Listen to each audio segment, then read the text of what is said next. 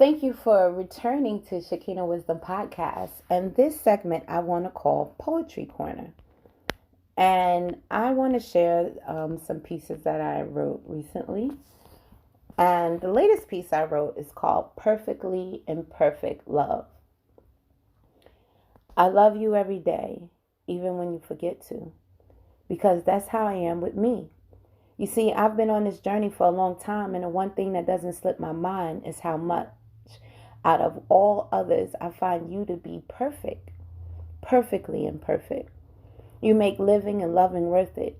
You helped me work through my insecurities and built me up when I was down. That is why you're immortalized in this poem. My heart roamed looking for a perfect complement to my soul. Who knew what life would unfold? Although it took a bold step, I have no regrets because I found the love in me and someone externally. My heart burned like an inferno with desire. I'd be a liar to say your presence hasn't affected me positively. Your sacrifices weren't made in vain.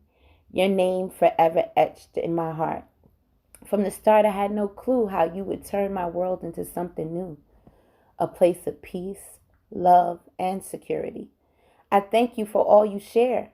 And know even when I'm not there, my heart still beats for you. Evolution never felt so great. I can't wait to see what the future holds. One thing's for sure, I'll be there for you the way you have been there for me, loving you quietly and at the highest decibel. The feeling of love I don't want to let go. All right, so another piece that I would like to share.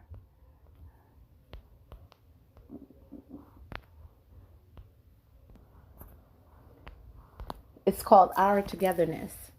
The way he comforts me when I'm in doubt, he knows what togetherness is all about. The time and attention he pays makes my days go by so much easier. Our visions for the future complement one another. He gets it, he gets me. He is my eyes when I can't see. Every night he is there to console me, reminding me that this too shall pass.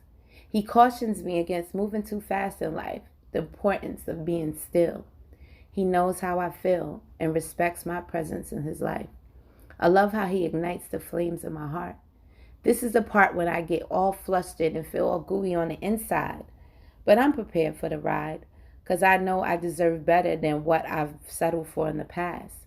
He puts me first and all trivial things last. His focus is us, moving as one. My focus is we. I see me and he. He has my best interest at heart. I have his. Planning the future, raising our kids, radiating love, peace, and harmony, living the highest degree of equality. Another poem that I wrote. Okay, this one is a poem about rising from pain to happiness. It's called Rising from the Ashes. I kept my heart open and it got broken again. I don't see how my heart still wants me as a friend.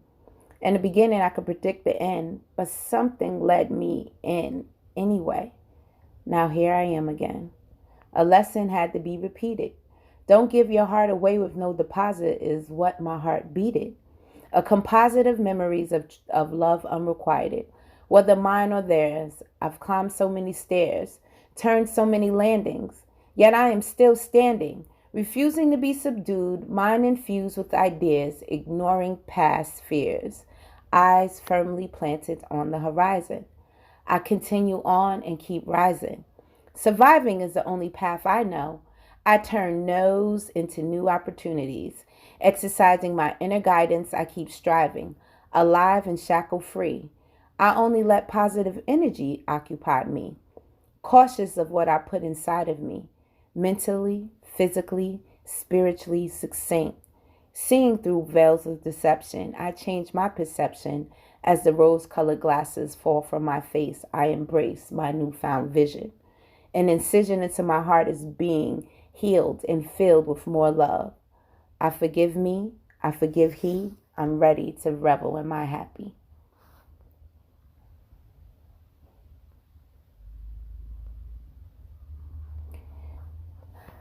This is another one. It's untitled for now, but I'll probably come up with a title. I thought I had all of the answers. I had everything all mapped out. I dotted every I and crossed every T. Yet nothing in this world could ever prepare me for what I just experienced. You know that experience where you lose your breath, self, and fear all in one swoop?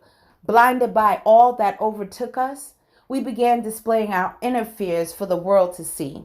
It wasn't long before I could see the incompatibility in what we appeared to be. I am nothing like who I was before because this time I have seen so much more and decided it is time for me to see what's beyond the door. When I opened the door and saw the light of dawn peering in, I was blinded by the bright gaze of the sun. I forgot what outside looked like and how fun it was. I felt all the buzz of excitement walking out the door with my newfound enlightenment, and then I saw him. He asked me my name, and I responded. He asked me if I was single because I seemed so despondent, and I told him that no, I'm happily in a relationship with myself. I could tell him by surprise as I saw a smile spread across his. I could tell I took him by surprise as I saw a smile spread across his face. He asked if one day he could take us out on a date. He insisted that I take his number and give him a call. He proudly displayed his charm and respect. I took his card with no guarantee to ever use it. But walking away from that encounter allowed me to see that no matter where I am or who will be, there will always be people there that will love and respect me. And the polygamous union I have formed within myself, I will always love and date me. I realize there are many out there that are okay with my pre-existing relationship and will love my inner and outer me without trying to turn them into enemies.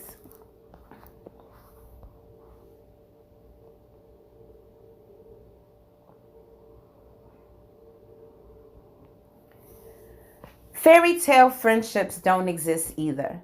This time, I'm not going to ask you to take back what you said. Playing your words back in my head, I decided to move on instead. Battling my ego after my heart has been destroyed is the main reason why I am annoyed right now. I feel like I made a clown of myself, like I squandered all my inner wealth on someone that didn't even know me. What are the higher powers trying to show me? That I can get along without he? Well, I already knew that. That's not the message I was looking for, in fact. I thought things were supposed to be better after all was said and done. Then why am I feeling so glum? I guess the ending of confusion must have been pertaining to you. Because I am the one in the fog, walking around like I have no clue, trying to figure out what next to do, vexed because I was offered no explanation so I can later ponder and see what exactly did I do to he, other than express myself on how I would rather our communing be. If something like that is enough to make you go, then you go. Do you? I guess I really didn't know you, as your ways and actions did show. Only one choice left for me, and that is to grow from this experience once I figure out how all this makes sense.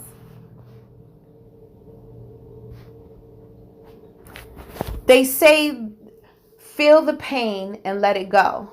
But do they really know how much pain that is to endure? I have been through labor and can tell you nothing is as painful as healing from a broken heart. There are days where everything feels fine. Then the memories roll in like thunder on a desert plain.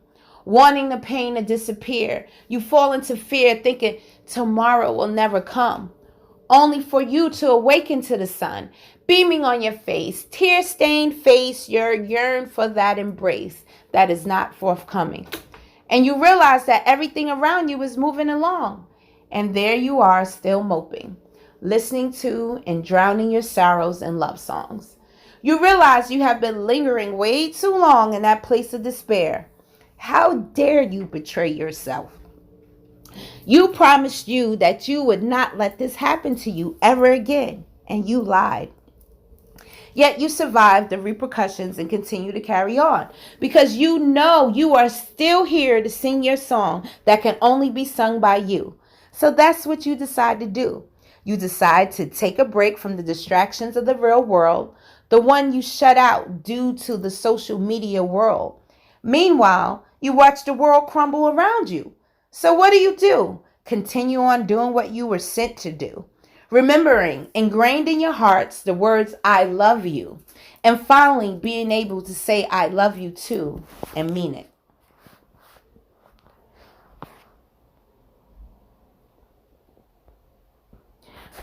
My pen and pad are glad that I have something positive to talk about. You see, my poems are usually full of gloom and misery, and all the things that bother me that keep running through my head. Now that I'm being fed, they are full of all the things that you have said, like about letting go of the pain so that I can regain a sense of self. So I did that and do that on the daily. Instead of reflecting on the memories of the past, I focused on the lessons they gave me. A blueprint was created, and I'm elated by the changes. Funny how life rearranges everything in a blink of an eye. My tears have since dried. You have given me a reason to smile, and you see it on my face. Your presence can't be replaced, and I'm happy to be graced with your presence. I haven't felt this pleasure this long in a long while. I've swam some miles to get here. It was about 9,000. No lounging was allowed. It was like a permanent rain cloud was storming over my head. But your sunshine implored me to see the silver lining. You just kept shining and shining through every storm. My cold heart grew warm. You melted all the bitterness away, reminded me that the sun still shines anyway, slowed my pace, and restored my faith in God. All right, so we're going to end the poetry corner for today, and I promise to share more often.